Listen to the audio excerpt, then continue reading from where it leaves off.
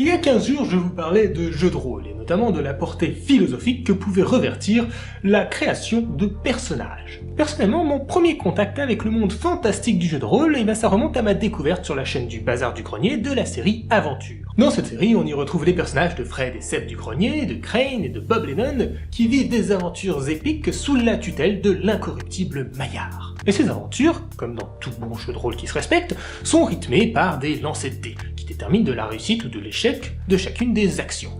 Et parmi ces lancers de dés, il y a aussi des résultats critiques. Chacun de ces critiques, que ce soit les réussites ou les échecs, ont 5% de chance d'apparaître. Et il faut avouer qu'ils ont des conséquences en général assez croustillantes. 5% de chance. Et pourtant c'est bizarre, parce que quand on regarde cette émission, on a vraiment l'impression qu'ils apparaissent très souvent ces critiques. Et si tout ceci était scénarisé? Et si les dés d'aventure étaient pipés? Eh bien pour répondre à cette question, je vais faire appel à des forces impies qui feraient frémir le plus rigoureux des inquisiteurs en invoquant la méthode scientifique. Amis du jour, bonjour, je suis le Furet en direct de l'internet et aujourd'hui nous allons parler de jeux de rôle, nous allons parler de hasard et nous allons parler de méthodologie scientifique.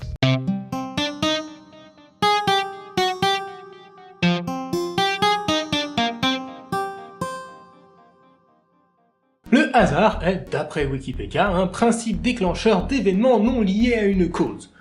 En d'autres termes, le hasard, c'est un truc qu'on sait pas qu'est-ce qu'il va faire. Dans le jeu de rôle, je l'ai dit, pour trancher les situations litigieuses, on va utiliser ceci, on va utiliser des dés. Alors, on a toute une flopée de dés, qu'on utilise ou non en fonction des règles du jeu en question. On a des dés de 4, de 6, de 8, de 10, de 12, de 20, etc. D'ailleurs, dans Aventure, la série de jeux de rôle sur la chaîne du Bazar du Grenier, on utilise des dés de 100.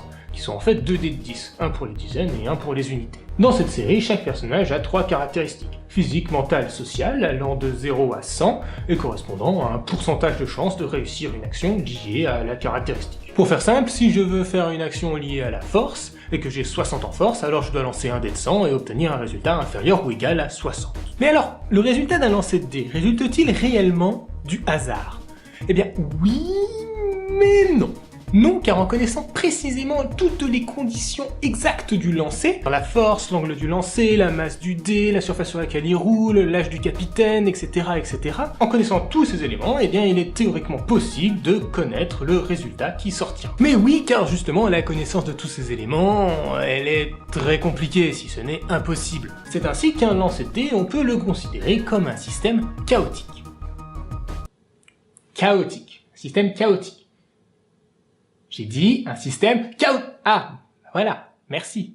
Mais lors des parties d'aventure, Fred, Seb, Bob, Crane et Maillard sont chacun dans des endroits différents. Il leur est impossible de jouer à un jeu de rôle de manière traditionnelle. Ils ont recours à un logiciel. Ce logiciel, c'est le logiciel Roll20. Alors, Roll20 possède une foule de fonctionnalités qui permettent justement de jouer au jeu de rôle, dont le fameux lancer de dés. Mais aussi parfait qu'il puisse être, un algorithme est totalement incapable de générer du hasard. En règle générale, un programme va simplement simuler du hasard, en se servant notamment de l'horloge interne de la machine, et en faisant un certain calcul pour ressortir une valeur qui est alors dite pseudo-aléatoire. Alors c'est pas top si on veut tirer un très grand nombre de valeurs aléatoires, puisque si on tire 2 valeurs dans un intervalle de temps très court, l'horloge interne n'ayant pas le temps de bouger, tout simplement, eh bien on aura 2 fois le même résultat. Bon, cela dit, pour tirer une trentaine de dés dans une soirée, cela fera parfaitement l'affaire. En résumé, même s'il est au mieux extrêmement difficile d'obtenir un hasard parfait, eh bien on peut en avoir une approximation suffisamment satisfaisante pour l'usage dont on va en faire. Ceci était donc un bref point digressif sur le hasard. Avec bien évidemment toute la relativité que la notion de brièveté pourrait présenter. Revenons donc à notre thème principal, les dés d'aventure sont-ils pipés? Pour répondre à cette question, je vous l'ai dit, nous allons faire appel à la méthode scientifique. À la base d'un raisonnement scientifique, il y a toujours ce que l'on appelle une hypothèse, c'est-à-dire une proposition, un fait si vous préférez.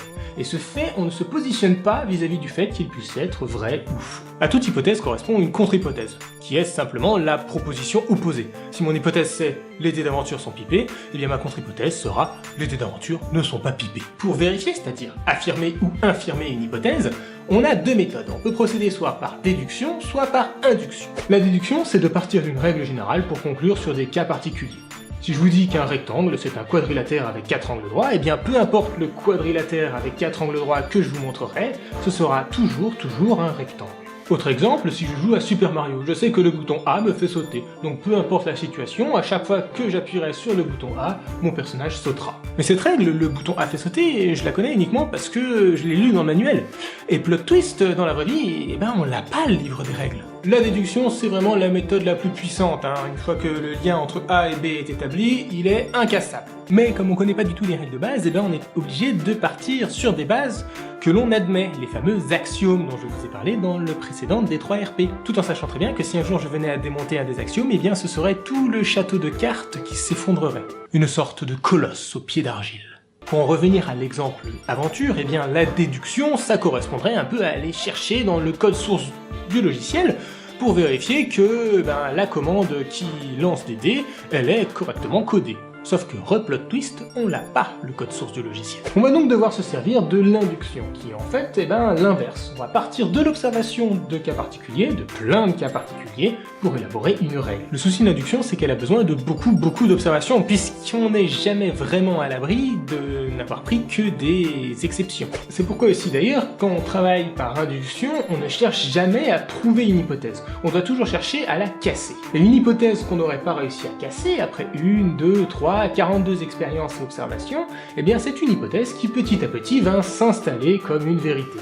Mais attention, car il suffit d'un seul et unique contre-exemple pour devoir réfuter l'ensemble de l'hypothèse de manière définitive. Pour aventure, on va donc devoir soumettre notre hypothèse à des expériences. Et pour être exact, c'est notre contre-hypothèse qu'on va soumettre à des expériences et qu'on va tenter de casser. Pourquoi notre contre-hypothèse? Eh bien parce que c'est tout simplement de loin la plus facile à démonter. Car si je voulais démonter le fait que les dés d'aventure sont pipés, eh bien il faudrait que je calcule la probabilité d'apparition de chaque résultat, pour prouver que, effectivement, il n'y a aucune valeur qui a plus de chances de tomber que d'autres. Ainsi, par commodité, on va donc appeler la contre-hypothèse les dés d'aventure sont non pipés H0, et l'hypothèse les dés d'aventure sont pipés H1. Pour tenter de démonter H0, j'ai fait des observations.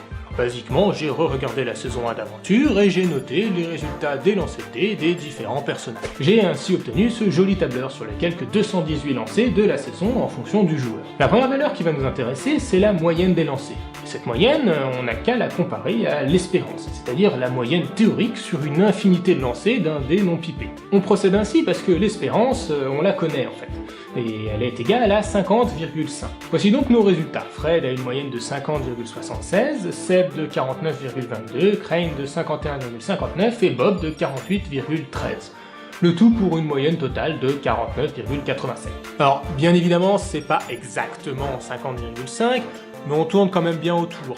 Impossible de réfuter H0 juste à partir de cette valeur moyenne. Mais attention, si vous avez bien suivi, vous l'aurez compris, cela ne veut pas dire que l'on peut valider H0, cela veut juste dire que l'expérience de la moyenne a échoué à réfuter H0. Il faut donc continuer à essayer de casser H0. Par exemple, en prenant une autre donnée, la fréquence des critiques, réussite ou échec. Les critiques étant toutes les valeurs de 1 à 5 et toutes celles de 96 à 100, on a 10% de chance de faire un critique. En d'autres termes, dans la situation de dés non pipés, on devra avoir 22 critiques, 11 réussites et 11 échecs. Encore une fois, les résultats, bon, ne sont pas totalement déconnants. Il nous est de nouveau impossible de casser H0, etc., etc. Je vous passe les détails, mais j'ai continué les tests sur notre jeu de données. J'ai calculé une médiane, j'ai calculé des quartiles, des écarts types, et aucun des résultats n'a réussi à démonter H0. À partir de là, qu'est-ce que ça veut dire? Que les dés d'aventure sont nécessairement non pipés?